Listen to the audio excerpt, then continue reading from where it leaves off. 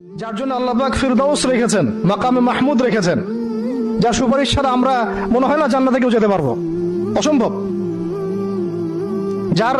যার সুপারিশ ছাড়া বিচার শুরুই হবে না কিয়ামতের মাঠে, হিসাব নিকাশ শুরুই হবে না, জান্নাত তো বহু দূরের কথা।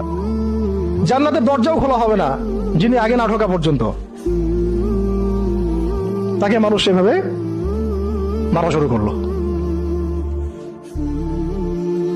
রক্ত ঝরতেছে। এই সময়ে এই সাহাবী সাঈদ ইবনে হারিস রাদিয়াল্লাহু আনহু নিজের